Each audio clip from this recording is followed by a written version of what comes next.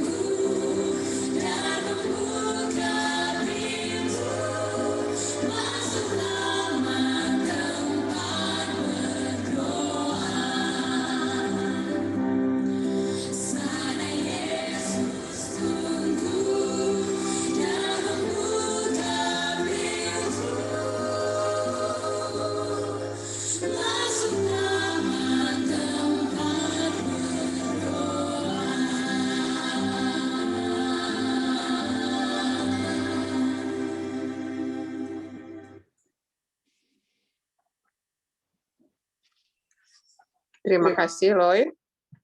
Terima kasih. Kita masuk pada acara khotbah. Yang menjadi pembicara kita malam ini adalah Pastor Benny Tambunan dari Indonesia. Dipersilakan Pastor Benny Tambunan untuk memperkenalkan diri dan memperkenalkan juga keluarga. Dipersilakan. Oke,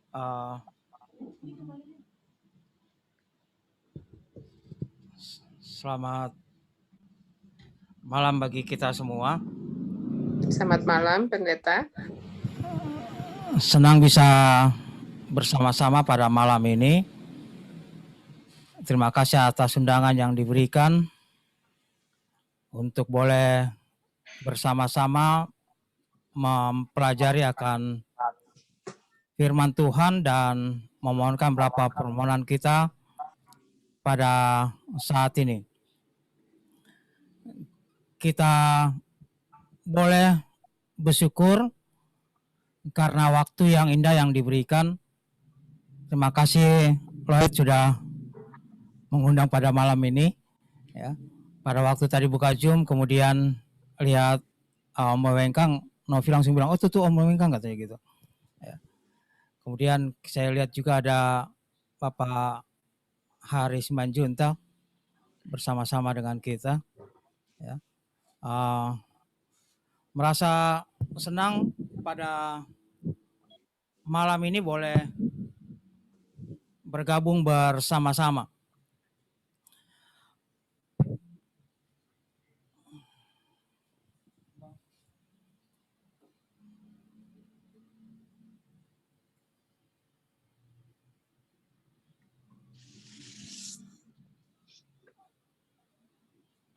Iya, Tuhan mempercayakan kami 4 orang anak. Yang pertama Norman, sudah menyelesaikan pendidikan di UNAI. Ini. Yang kedua Andreas, sekarang bekerja di Balikpapan, di Jemaat Agape sebagai pra-intern atau pendeta muda di sana. Yang ketiga perempuan, tapi Tuhan telah mengizinkan untuk beristirahat pada tahun 2006. Yang keempat Brian, sekarang tingkat 1 di BINUS di Bekasi ini. Saya menikah dengan Novi Hendricks, anak atau putri dari pendeta Alex Hendricks, teman dari Lloyd di Selapur itu.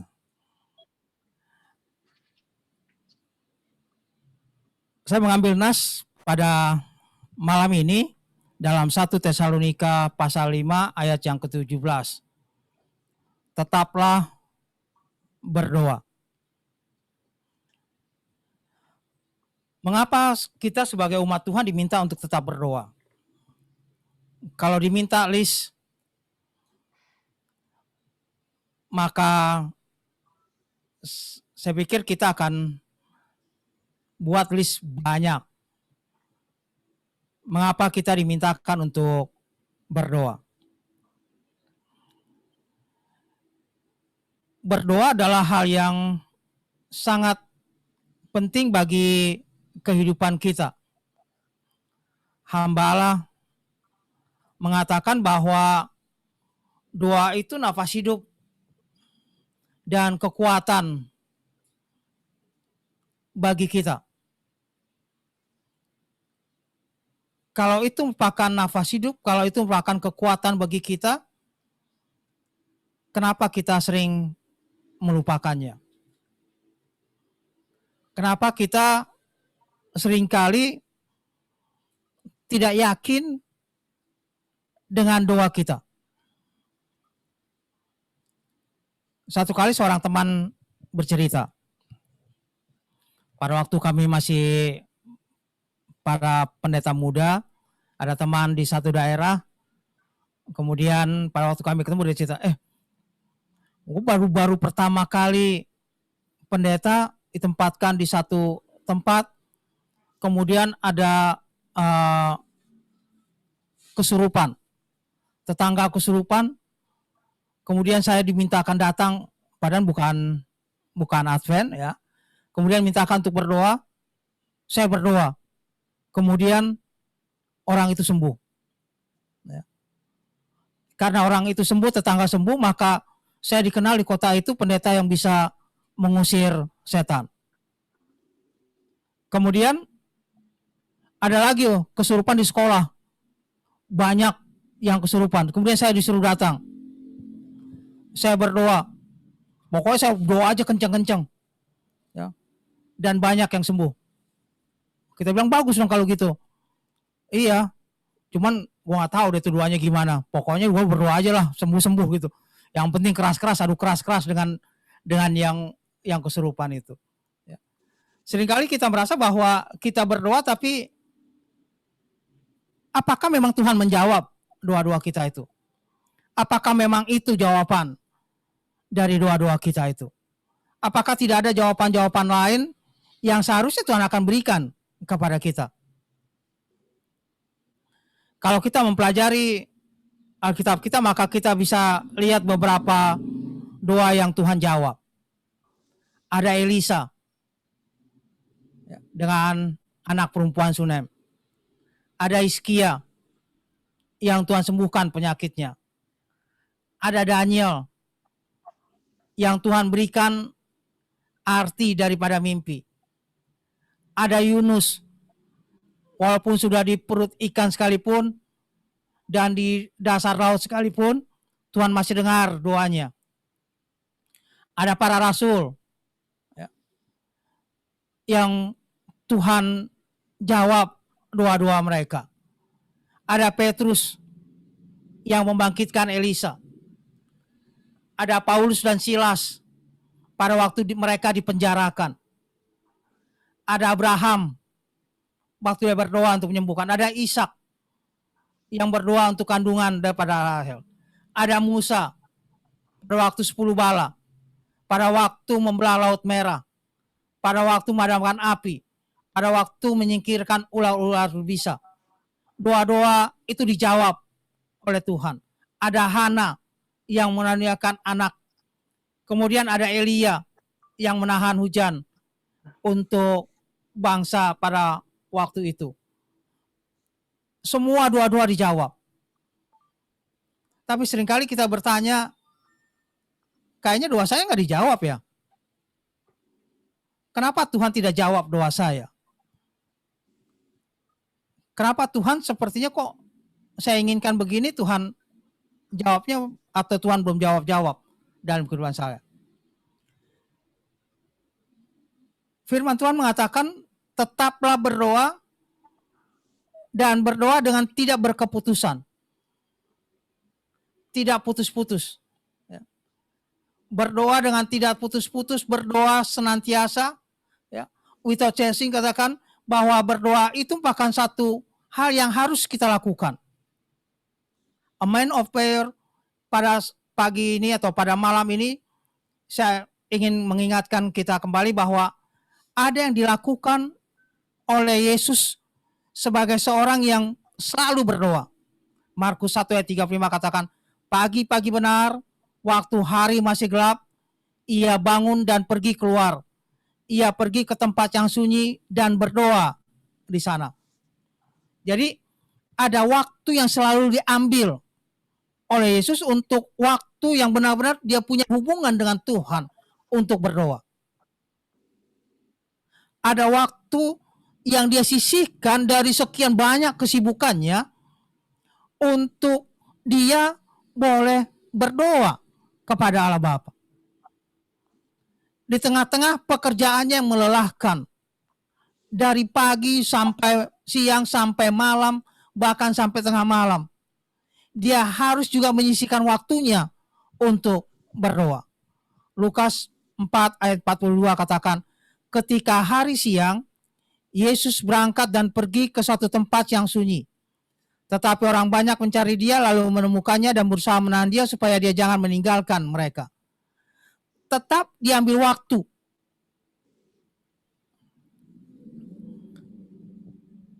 Dalam kehidupan yang selalu dilakukan oleh Yesus, Yesus selalu mengambil waktu untuk berdoa. Dia mengambil waktu di tengah-tengah kesibukannya, entah bagaimana sekalipun. Lukas pasal 5 ayat 16 katakan, akan tapi ia mengundurkan diri ke tempat yang sunyi dan berdoa. Di tengah-tengah keramaian, kemudian memisahkan diri. Markus 6 ayat 46 katakan, setelah ia berpisah dari mereka, ia pergi ke bukit untuk berdoa. Di tengah-tengah pandemi pada saat ini, selalu diingatkan bagi kita untuk 5M, ya. Selalu cuci tangan, kemudian pakai masker, kemudian menghindari kerumunan, ya. Yang menarik adalah orang sekarang kalau ada keramaian nggak mau dekat-dekat. Sekarang jauh. Ya. Lihat sudah rame, orang yang sudah mengerti dengan pandemi yang ada, maka dia akan menjauh. Tidak mau dekat-dekat dengan banyak orang. Kalau demikian sebenarnya bisa. Di tengah-tengah kesibukan kita, di tengah-tengah lingkungan yang banyak sekali kegiatan, sebenarnya bisa kita untuk mengasingkan diri. Sebenarnya bisa kita untuk memisahkan diri kita sejenak. Sebenarnya bisa kita mengambil waktu sejenak untuk berkomunikasi dengan Tuhan. Dalam pengalaman pribadi, beberapa hal yang ingin saya berikan pada saat ini. Yang pertama adalah pada waktu berkuliah di UNAI, saya generasi ketiga dari Tambunan yang jadi pendeta. Ya. Opung saya pendeta Karel Tambunan. Kemudian saya punya Om Oluan Tambunan, ya.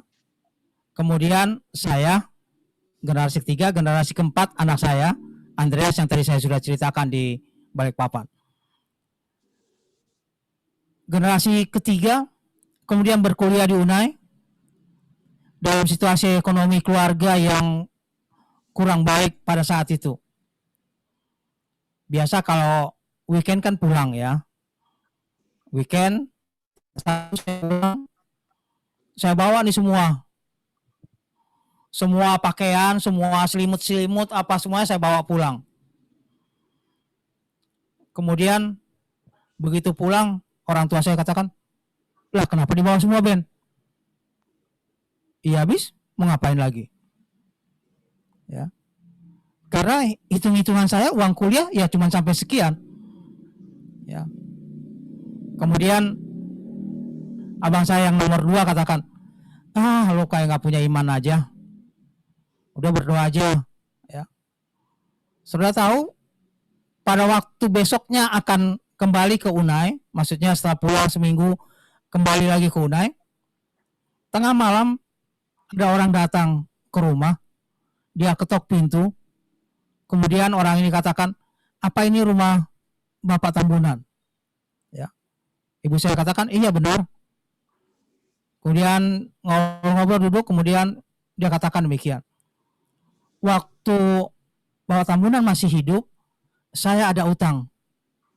Saya cari-cari kemana, sekarang ini uangnya. Saya ingin kembalikan utang saya. Saudara tahu, uang yang diberikan pada malam itu, jumlahnya persis untuk uang kuliah saya.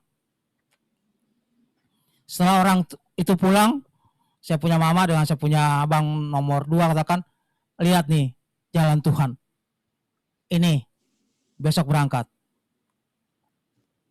Saudara, saat itu secara pikiran saya berubah drastis dalam kehidupan saya bahwa semuanya memang Tuhan. Kenapa harus takut? Kenapa harus takut menghadapi hari esok, lusa, minggu depan, bulan depan, tahun depan? Ada Tuhan yang bisa kita berkata-kata, bisa kita memohon, bisa kita mengungkapkan, bisa kita mau segala-segalanya untuk memberikan kepadanya. Saya tidak pernah takut untuk menghadapi apapun di depan dari mulai saat itu. Karena saya selalu berdoa, pasti Tuhan akan bukakan jalan untuk hal tersebut. Kadangkala setelah tamat dari UNAI, saya bekerja di Sumatera Selatan, di Palembang. Dari Palembang ke Jambi, ya bisa mengertilah gaji pendeta muda kan gitu ya. Apalagi banyak yang tinggal di rumah, ya anak-anak muda juga ya. Kadangkala dalam keadaan ekonomi yang kurang pun harus pergi untuk melawat, harus pergi untuk mengajar, jalan saja. Ya. Tuhan pasti lewatkan semua permasalahan, baik dari ongkos dan lain sebagainya. Tuhan selalu menjawab, menuntun, memberikan pada saat kita meminta kepadanya, pada saat kita memohon kepadanya. Saya ingin bercerita kepada kita semua apa yang Tuhan lakukan bagi saya khususnya di tengah-tengah pandemi pada saat ini. Saya khusus dalam departemen yang Tuhan percayakan. Saya di Conference DKI sebagai pemimpin rumah tangga dan juga dalam pemimpin pelayanan anak-anak. Ada satu kegiatan yang kami buat untuk anak-anak tanggal 1 sampai tanggal 3 April kemarin, yakni iBubble Camp. iBubble Camp ini iBubble Camp yang kedua. Tahun lalu kita buat iBubble Camp dan pesertanya 969 peserta. Ya. Pakai Zoom 1000, ya, maka ya aman semuanya. Ya, tahun lalu dengan Zoom 1000 aman, dengan akun yang masuk itu 700 ke 800 sekian. Jadi pikir kalaupun tahun ini bulan April 1 sampai 3 kita bikin udah pakai Zoom 1000 aja. Kita akan tutup pada waktu pendaftaran lebih dari 1000. Saudara-saudara, pada waktu pendaftaran mulai dibuka, peserta naik pertama itu nggak begitu signifikan. Naik pendaftaran 250 orang, 500, 600, kemudian 900, kami panitia katakan, ini sudah 900. Gimana, kita tutup apa enggak ini? Ya. Pendeta, kita tutup apa enggak nih pendeta pendaftaran? Tapi baru berapa jemaat? Kemudian saya katakan, hati nurani saya katakan, nggak mungkin anak-anak kita tolak untuk ikut. Kalau kita tembak ke YouTube atau ke Facebook, panitia katakan nggak enak pendeta karena tidak bisa interaktif. Oke, kalau gitu gimana caranya? Udah terima aja dulu. Jadi kita terima pendaftaran lebih dari 1000. Lebih 1000, 1100 sekian, sambil kita berdoa. Kemudian Tuhan kasih petunjuk bahwa ada cara menggunakan 2 Zoom, ya, dengan menggunakan alat dan lain sebagainya untuk bisa digunakan pakai 2 Zoom. Oke, kita batasin sampai 1800 lah. 1800 itu 2 minggu sebelum hari H atau sebelum tanggal 1 itu kita harus tutup. Udah tahu pada waktu itu berkembang 1800 lewat dan terus sampai 2000. Pendeta ini sudah 2000 gimana? Apa kita tutup? Kita katakan ini anak-anak kasihan. Anak-anak baik ada juga dari Amerika yang ikut bergabung beberapa orang. Ada dari Papua, ada dari wilayah-wilayah lainnya. Ya. Dan akhirnya kita buka, kita gunakan 3 Zoom, ya, dengan alat yang digunakan, maka pendaftaran itu mencapai 2.200 lebih. Saya katakan, itulah Tuhan bekerja. Tuhan bekerja tidak langsung kita minta kemudian oke, Tuhan buka jalan lebar-lebar, Tuhan buka jalan panjang bagi kita. Oke, ini yang kamu bisa lakukan. Tidak demikian, tapi memang tahapan demi tahapan. Dia akan buka jalan bagi kita setapak demi setapak supaya kita tetap bergantung sepenuhnya kepada Dia. Supaya kita tetap berdoa, sama seperti Yesus dalam kehidupannya yang selalu berdoa di tengah-tengah segala sesuatu yang Dia lakukan, di tengah-tengah kesibukan yang Dia lakukan. Saya pikir kita masing-masing punya waktu berdoa, masing-masing kita sebagai individu, sebagai pribadi lepas pribadi. Tapi gunakan juga waktu bersama-sama dengan keluarga khusus untuk berdoa. Khusus untuk berdoa. Selain renungan pagi, renungan malam. Ambil waktu khusus.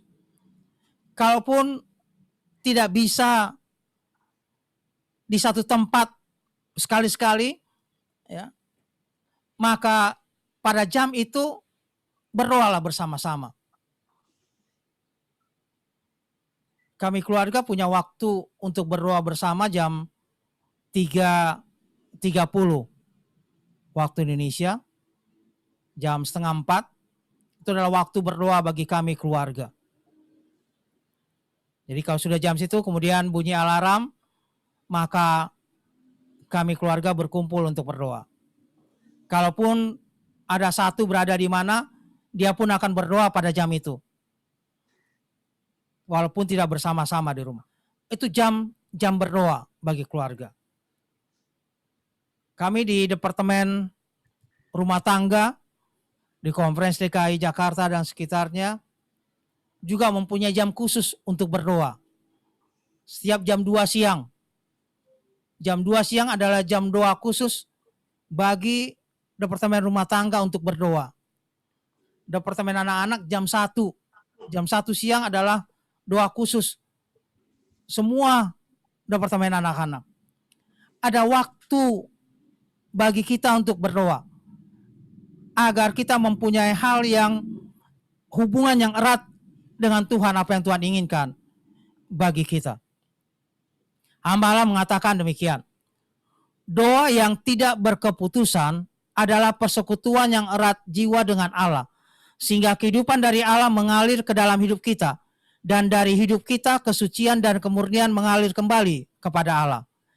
Jika saudara ingin melihat kuasa Tuhan yang ajaib bekerja dalam kehidupan saudara, pakailah waktu yang berkualitas di dalam doa. Jika ingin melihat bagaimana Tuhan bekerja bagi kita, gunakan waktu kita untuk berdoa. Dalam Signs of the Times 11 September 1893 katakan demikian. Jemaat boleh jadi terdiri dari orang-orang yang miskin, yang tidak berpendidikan. Namun jika mereka belajar dari Kristus pengetahuan akan doa, jemaat akan memiliki kuasa untuk menggerakkan lengan yang maha kuasa. Umat yang benar akan memiliki pengaruh yang terbuka setiap pintu hati manusia. Walaupun keadaan bagaimanapun, jemaat itu dalam segala pendidikan dan sebagainya, kata. Tapi kalau dilatih untuk berdoa, pengetahuan bagaimana berdoa, maka itu akan punya kuasa yang sangat besar di dalam jemaat tersebut. Lebih jauh, katakan demikian. Anak-anak Allah tidaklah ditinggalkan tanpa perlindungan. Doa menggerakkan tangan yang maha kuasa. Doa menaklukkan kerajaan-kerajaan, mengamankan kebenaran, memperoleh apa yang dijanjikan menutup mulut singa-singa, memadamkan api yang dahsyat. Mereka telah luput dari mata pedang, telah beroleh kekuatan dalam kelemahan, telah memukul mundur pasukan-pasukan tentara asing. Ibrani 11 ayat 33-34 dalam Christ of the Lesson. Jadi katakan bahwa Allah tidak akan meninggalkan kita. Allah selalu bersama-sama dengan kita kalau kita banyak berdoa. Kita perlu memiliki semangat untuk senang naikkan permohonan kepada Allah. Musuh banyak menahan saudara dari doa. Dengan membisikkan kepada saudara dari doa, dengan membisikkan kepada saudara bahwa saudara tidak memerlukan doa. Namun saudara harus berkata kepada iblis, ada tertulis bahwa manusia harus tetap berdoa dan jangan menjadi lemah. Iblis berusaha, katakan, untuk membuat kita untuk lemah, untuk tidak berdoa. Iblis berusaha untuk membuat kita sibuk, bahkan mungkin mengatakan tidak perlu lagi berdoa. Toh juga tidak dijawab oleh Tuhan. Tapi katakan, ketika mengatakan kita harus melawan godaan itu dengan mengatakan ada tertulis bahwa kita harus tetap berdoa supaya kita tidak menjadi lemah. Martin Luther katakan demikian, if I fail to spend 2 hours in prayer each morning, the devil get the victory throughout the day. I have so much business, I cannot get on without spending 3 hours daily in prayer. Lebih banyak waktu kita untuk berdoa akan membuat kita lebih dekat kepada Tuhan. Waktu kita gunakan untuk berdoa, maka kita akan menggunakan waktu yang banyak sekali untuk mengenal jalan-jalan Tuhan dalam kehidupan kita. Janganlah hendaknya kamu khawatir tentang apapun juga, tetapi nyatakanlah dalam segala hal keinginanmu kepada Allah dalam doa dan permohonan dengan pengucapan syukur. Banyak hal yang Tuhan berikan kepada kita. Seorang penulis banyak tulisannya mengenai doa. The greatest thing anyone can do for God or man is prayer.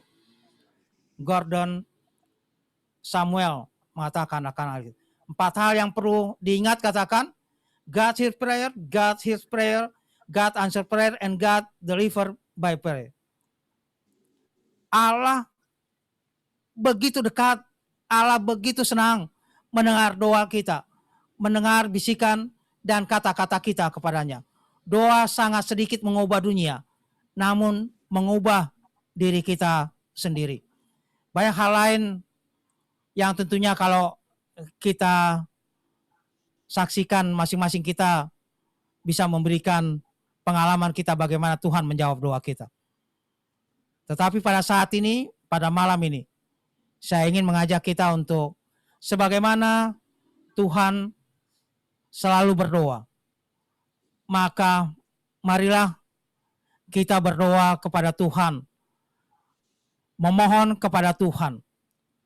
Doa adalah membuka hati kepada Allah seperti kepada seorang sahabat. Doa itu perlu bukan karena supaya Allah mengetahui apa yang kita sebenarnya, melainkan untuk menyanggupkan kita menerima doa. Doa bukanlah membawa Allah turun kepada kita, melainkan membawa kita kepada Dia. Tuhan kiranya memberkati kita agar Tuhan memberikan yang terbaik dalam kehidupan kita. Jangan pernah lupa untuk berdoa. Ambil waktu, sisihkan waktu itu, baik secara pribadi, baik juga bersama-sama keluarga. Karena apabila Yesus datang, tidak seorang pun dikatakan saya tidak kenal engkau. Tapi semua kita yang hadir pada saat ini, semua keluarga-keluarga kita dimanapun berada, Yesus akan katakan saya mengenal orang ini. Maka dia akan katakan, hai hambaku yang sabar dan setiawan, masuklah ke pintu gerbang yang aku sediakan bagimu. Tuhan memberkati kita. Amin. Amin. Amin. Amin. Terima kasih. Puji Tuhan. Puji Tuhan. Banyak. Ya, Terima puji kasih. Tuhan. Terima kasih kepada Pendeta Benny Tambunan yang sudah membawakan firman Tuhan yang begitu indah, mengingatkan kita bagaimana pentingnya doa itu dalam kehidupan kita setiap saat. Biarlah firman ini boleh memberikan kita semua satu dorongan untuk tetap hidup dekat dengan Tuhan. Terima kasih Pendeta Tambunan. Kami persilakan Bang Simpson untuk lagu penutup. Suara saya terdengar? Terdengar. Kurang keras atau bagaimana? Tolong diperbesar sedikit volumenya. Bisa? Boleh, ya boleh.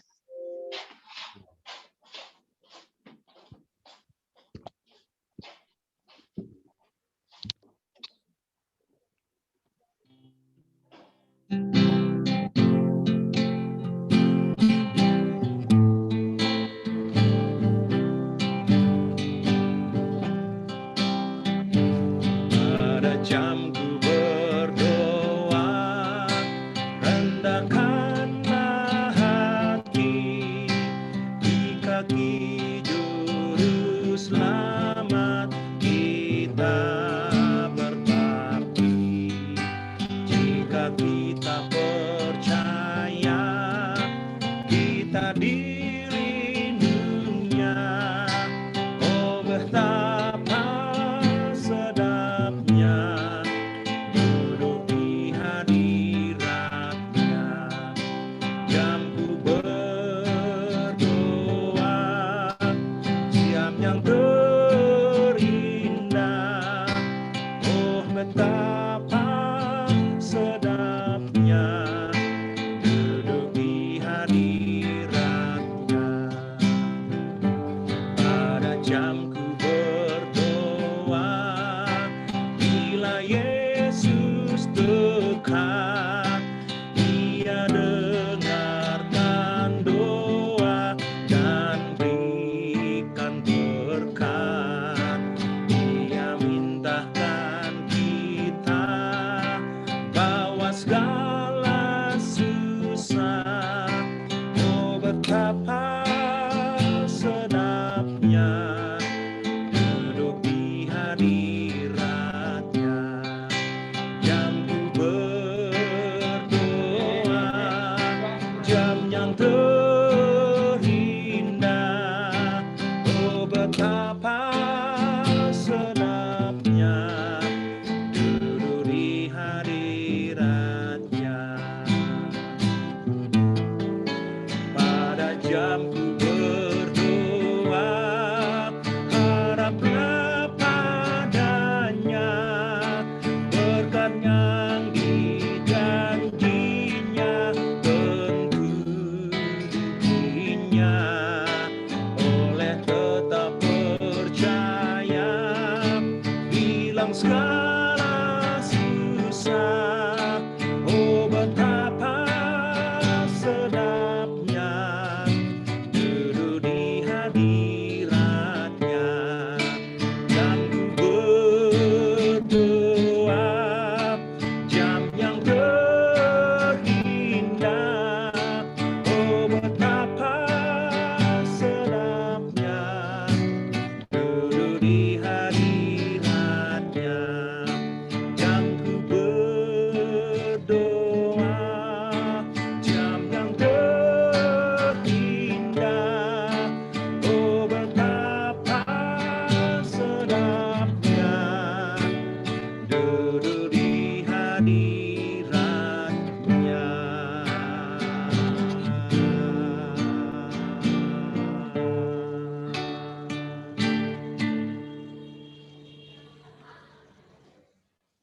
Terima kasih, Simpson. Dipersilakan Pendeta Benny Tambunan untuk menutup acara kita.